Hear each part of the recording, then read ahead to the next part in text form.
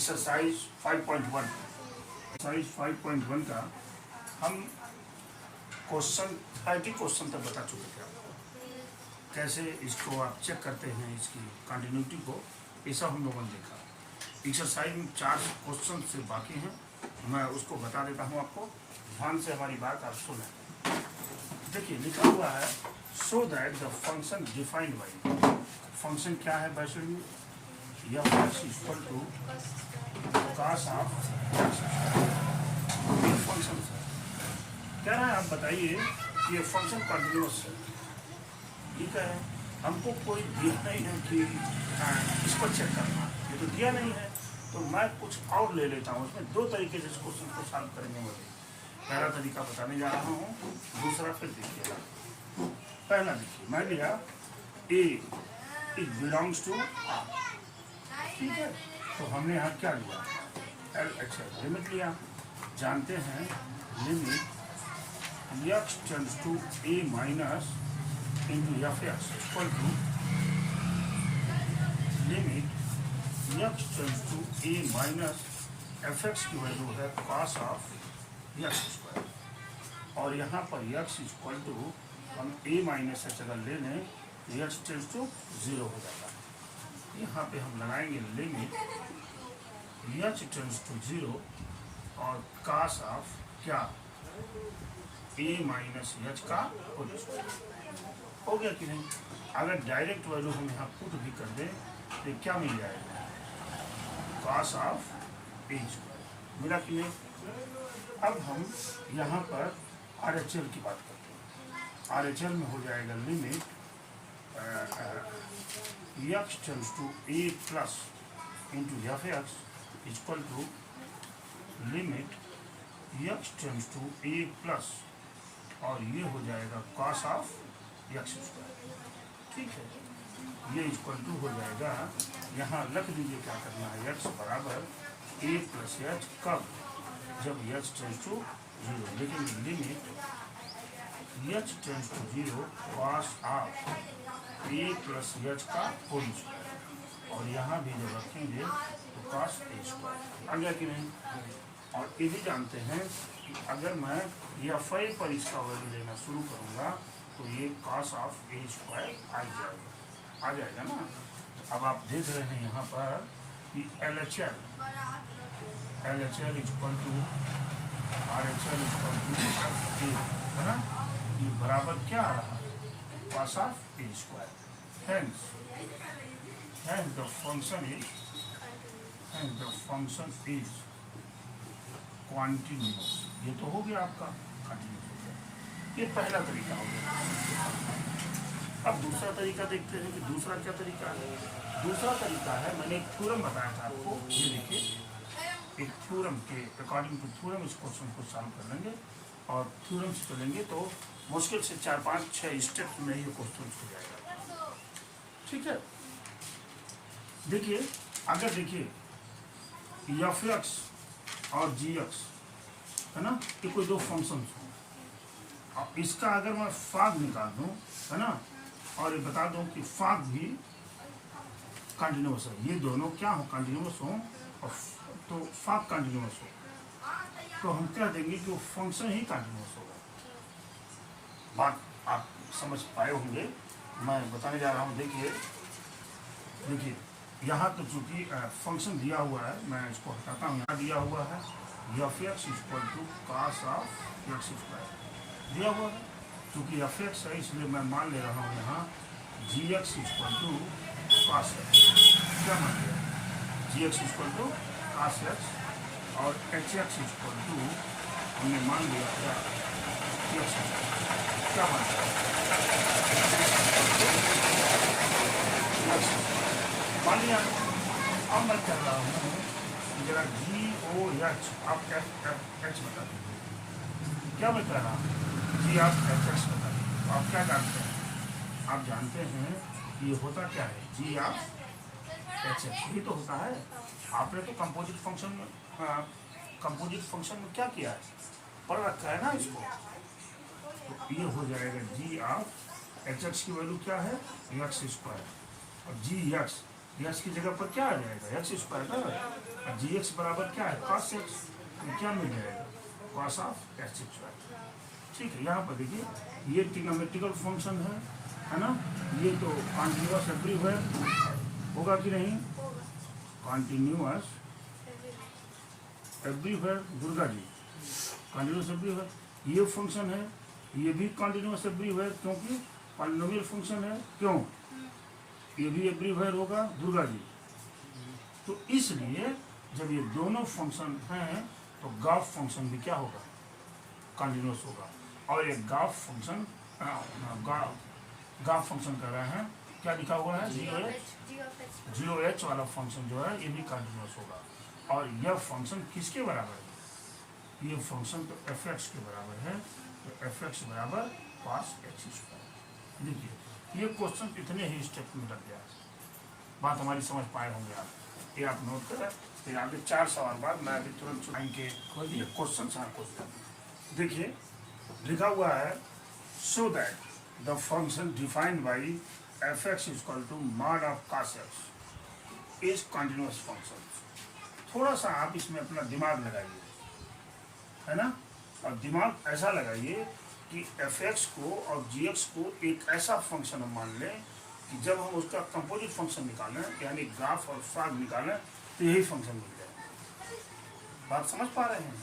तो चूंकि F x यहाँ लिखा हुआ है, इसलिए मैं यहाँ जी एक्स की बात कर लेता हूँ। मान लिया जी एक्स बराबर क्या लिखा मैंने, मॉड ऑफ एक्स लिख लिया मैंने, लिखा इसमें इसी को देखते हुए, and h x equal to हमने लिखा यहाँ कॉस ऑफ एक्स लिख दिया। देखिए दिमाग से मैंने सॉल्व किया कि जब मैं कंपोजिट फंक्शन निकालूं तो हमको ये मिल जाए, कौन सा मिल जाए, ये ऊपर वाला। अब आप यहाँ निकाल दीजिए ये वाला जी एच ऑफ एक्स बराबर क्या होता है, जी ऑफ एच एक्स।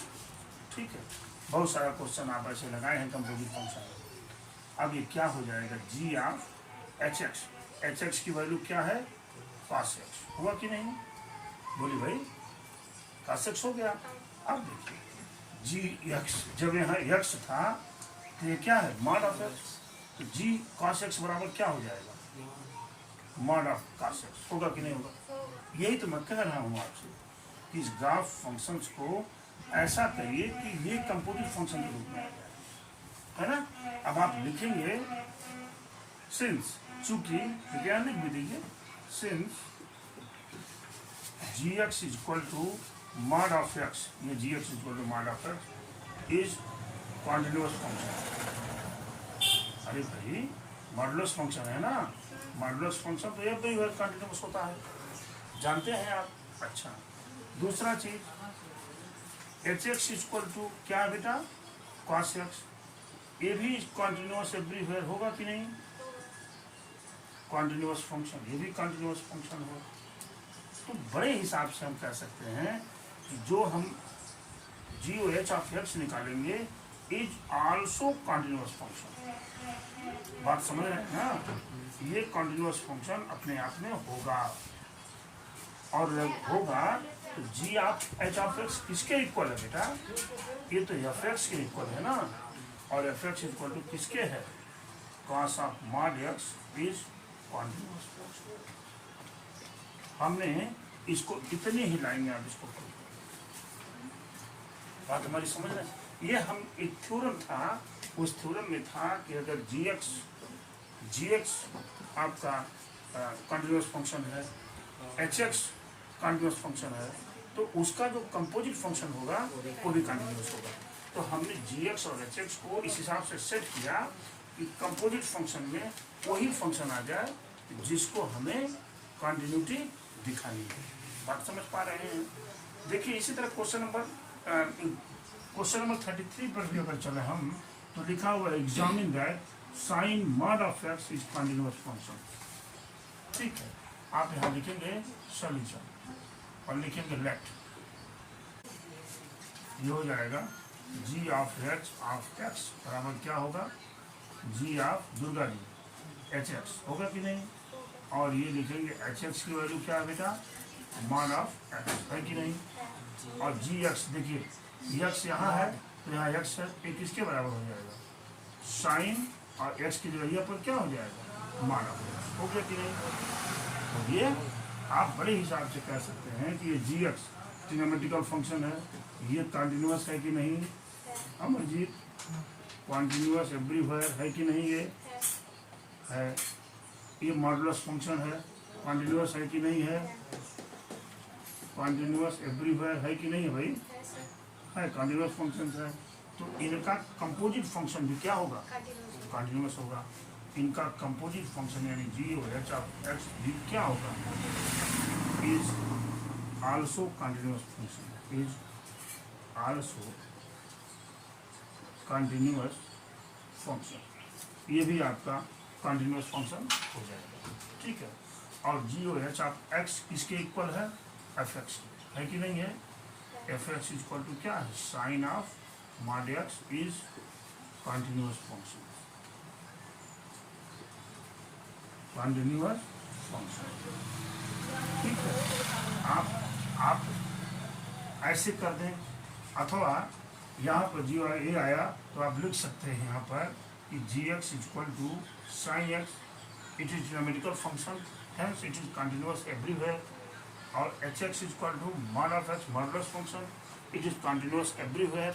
हमारा थ्योरम कहता है कि अगर जी और एच कॉन्टिन्यूअस फंक्शन हो तो उनका जी और एच जो निकालेंगे, जो कंपोजिट फंक्शन निकालेंगे, वो भी क्या होगा, कॉन्टिन्यूअस होगा। और वह कंपोजिट फंक्शन किस फंक्शन के इक्वल है, जिस फंक्शन की कंटिन्यूटी हमको बतानी है। बात हमारी पूरी बात समझ में आए, मैंने पूरी क्लियरिटी दिया इस बात का, तो इसलिए यहाँ लिख देंगे बस, ना नोट कर लेंगे। देखिए 34 है, find all the points of discontinuity of f defined by f x equal to इतना। देखिए जब मैं इसके सोल्यूशन पर जाऊंगा और लिखूंगा एफ एक्स इक्वल टू क्या, modulus of x minus x plus 1, ये है। बोले भाई आप जानते हैं अगर मैं मान लूँ कि g x equal to mod of x, modulus of x मान लिया मैंने, और अगर मैं मान लूँ h x equal to modulus of x plus 1, ठीक है, ये मॉडुलस फंक्शन है, क्या ये कॉन्टिन्यूअस होगा कि नहीं होगा, हम लोग लास्ट पढ़ रहे हैं ना, एकदम कॉन्टिन्यूअस होगा। क्या ये फंक्शन कॉन्टिन्यूअस होगा कि नहीं होगा, बोलो भाई।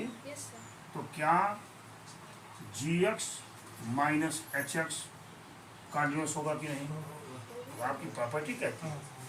तो g x minus h x is also continuous, also continuous हो गया।